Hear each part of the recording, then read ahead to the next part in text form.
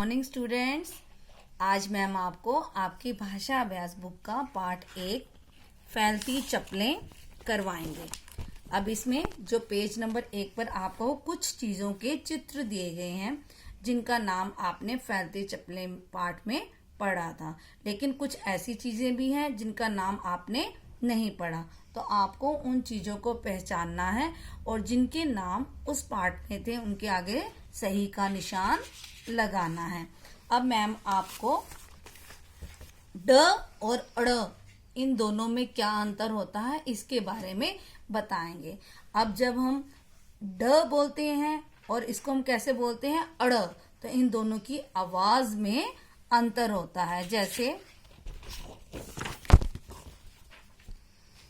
डमरू, डगर, इडली।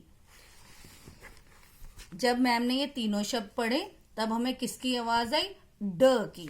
अब हम मैम इन तीनों शब्दों को पढ़ेंगे। पेड़, चमगादड़, सड़क।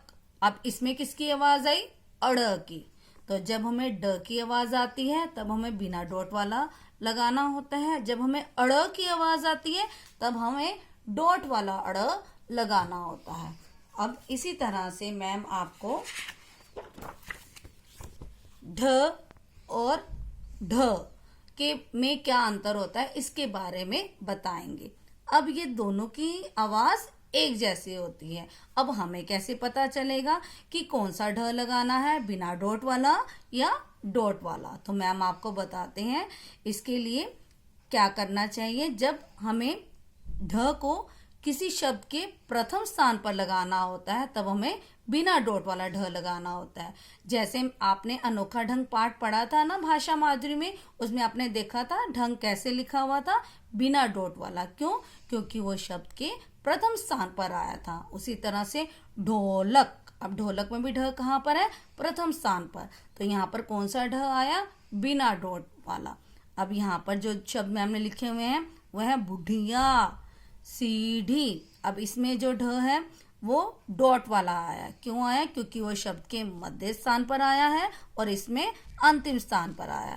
तो अब आपको सबको इसमें क्या अंतर होता है इसके बारे में पता चल गया होगा, क्योंकि जब ढ प्रथम स्थान पर आता है तो बिना डॉट वाला आता है और जब शब्द के मध्य में या अंतिम स्थान पर आता है तब बिना डॉट वाला ढ आता है। तो आपका भाषा अभ्यास में पेज नंबर 2 पर कुछ चित्र दिए गए हैं।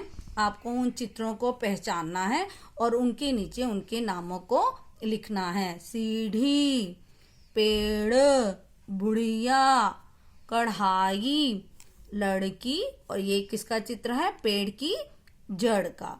अब अगला प्रश्न क्या है? अड़ वाले शब्द और ढ वाले शब्द जिसमें डॉट लगी हो। तो आपको 3 शब्द अड़ वाले लिखने हैं और 3 शब्द आपको ढ वाले लिखने हैं।